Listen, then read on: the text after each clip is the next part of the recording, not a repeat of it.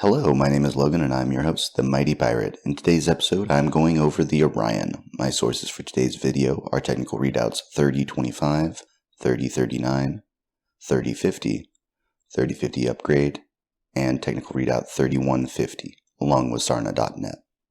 Although it was first to the battlefield, the Orion has sometimes been called the poor man's Atlas since the introduction of that behemoth. The Orion is a venerable general-duty heavy mech, and a famous one. Everyone who attended public education within the inner sphere has seen images of Alexander Kerensky storming Ameris' last defense on Terra, making the Orion one of the best-known mechs in history. Originally commissioned by the Terran hegemony in response to improving mech designs by other houses, the Orion is nearly a half millennium old. The roomy chassis has allowed it to be readily upgraded and maintained over the centuries.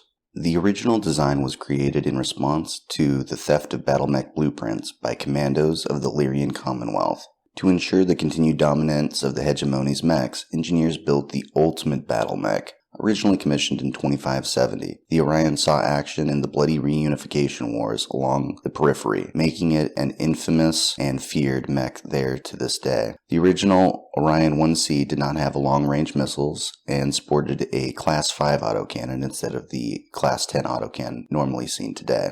The longevity of the Orion is due to the simple yet efficient placement of the systems within the mech's roomy body. Techs over the centuries have enjoyed working on Orions, marveling at the ease of finding and replacing bad systems.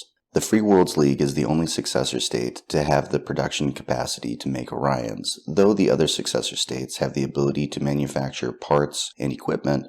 Mounting over 14 tons of armor and a weapons loadout leaning on the ballistics options, the Orion is a hardy mech that can take a pounding. The Death Bloom and the Kali Yama autocannon are able to give as much abuse as the mech gets. The autocannon is a solid weapon, but the loading system often jams if the ammo bin is full, so most warriors only load 19 salvos. Backing up the long-range weaponry are a pair of Iranian Works lasers and an SRM system that exploits holes in enemy armor dug by the Orion's larger weapons. Some care is required to avoid overheating, but any experienced Orion pilot can alternate the weapons sufficiently to avoid any serious issues. These capabilities were showcased when the Orion was the centerpiece of Katrina Steiner's rescue of the Defiance battlemech factory on Hesperus II in 2997. After jumping from one continent to another, a company including 4 Orions performed a combat drop into Merrick positions. While the Merrick forces focused on the Warhammers, Zeuses, and Battlemasters, the Orions were able to close and start wrecking havoc at close ranges. By the time the force turned to the Orions, it was too late, as their armor was too thick for the Merrick forces. This opened a hole in the invaders' line that the Lyrians were able to move through and reclaim Hesperus II. The Orion can be found almost everywhere in the inner sphere and better equipped periphery powers, including the up-and-coming Marina hegemony. Though originally built on Hesperus II, Orions were a mainstay of the hegemony forces. Kali Yama took over production after the fall of the Star League, but used their own autocannons to increase the profit margins. The largest concentrations of Orions can still be found within the Free Worlds League, where they are manufactured. There are complaints within the league that Merrick militia receives far more than their fair share of Orions. However, this is often ignored. With so many nations using Orions for so long, it's no surprise that there are so many variants of this mech. Many are simple field refits or repositioning of weapons to better suit a pilot's preference. The only variants that are seen on regular involve adding a second SRM launcher. The Orion V relocates the SRM launcher to the left arm while adding another to the right. A ton of ammunition is also added at the cost of a drop in armor protection. This can be a problem for some targeting systems, so some versions have removed the LRM system as well. The Orion VA mimics the configuration of the 1V, but keeps the armor and adds 6 heat sinks instead of having the LRM-15 launcher. This makes for a nasty infighter that excels in urban or jungle combat. As with so many other mechs, in 3050 the Orion saw a rebirth. The Orion 1M boasts tremendous firepower, using double heat sinks and an extra light engine along with cellular ammunition storage equipment. This model took full advantage of the many aspects of Star League technology, replacing its temperamental and oftentimes jamming autocannon with the sophisticated LBX-10, increasing its range and its accuracy. The most important change in weaponry, however, was the long-range missile launcher and its its conversion to an LRM-20, combining it with a NARC beacon launcher. With all of this Starleague technology, this gave the Inner Sphere a fighting chance against some of the mechs they would face.